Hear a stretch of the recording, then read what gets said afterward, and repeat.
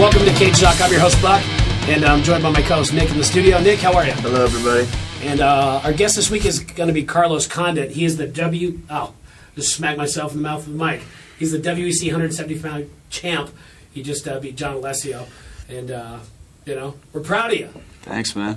We're proud of you. So, this is the second take on this, by the way. I'm just going to tell everybody that's watching this what happened. We work at a radio station here, and my boss just busted through the door and said that we were hot on the air. So I don't know what happened, but I screwed something up, and everything that we just did went out over the air.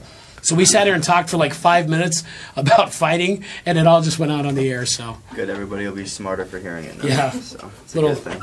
Snappy. Come on, Nick. Snappy. Talk about your fight with John Alessio, man. What was it like? How did you kind of prepare? Walk us through the end of the fight, because these aren't televised yet, but these are going to be, I believe they're going to start being televised for the WEC in June. Yeah, on the Versus channel. Going into the fight, I was very confident. I had trained really hard, done a lot longer training session or training camp than I usually had, and we'd worked on some real specific stuff to kind of take John Alessio apart. Worked on my wrestling, my takedown defense a little bit. Worked on getting back to my feet if I had been taken down, and just worked on my submission and always on my stand-up. And so how the fight went, we were just kind of back and forth in the first round. He scored some takedowns. I was able to get back to my feet. It's kind of the first round was pretty close. Second round, I started to kind of take it to him, landing a lot of strikes and kind of reversing some takedowns with standing Kimura. And I ended up in mount, took his back, and I choked him with a rear naked with a body triangle, and with like a second to go. With 1 second left in the second round. And so you said that you had a longer training camp. How long was this one, and how long is that one?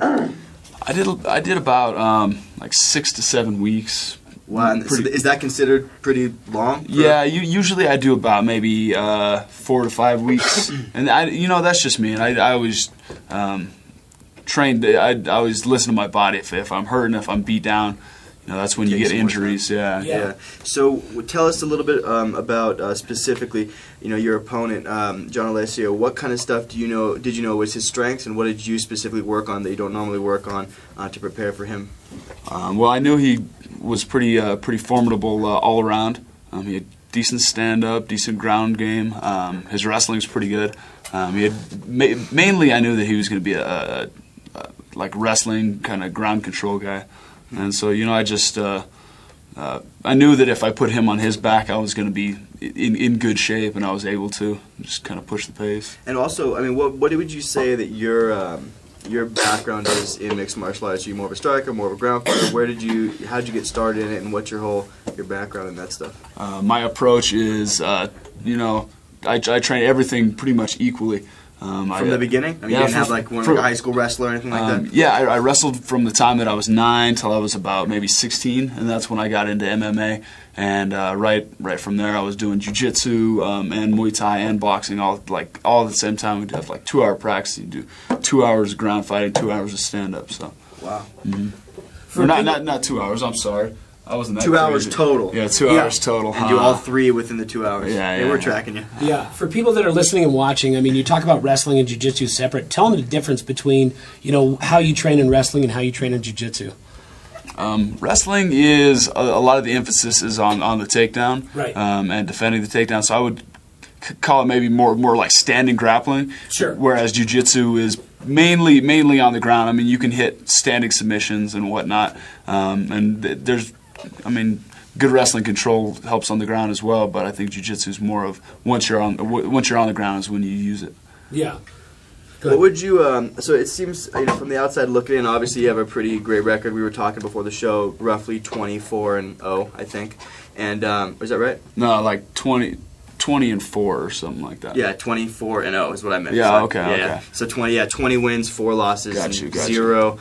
Anyway, so my question to you is, from the outside looking in, you have a great record. You have a lot of fights under your belt. This seems to me to be probably one of the, one of the most, the biggest fights you had. You fought other big names like Verissimo and Frank Trigg and all that, but now capturing the welterweight title would you consider that to be one of the most I don't know, formative? Biggest thing you've done at this point? It's definitely a high point in my career.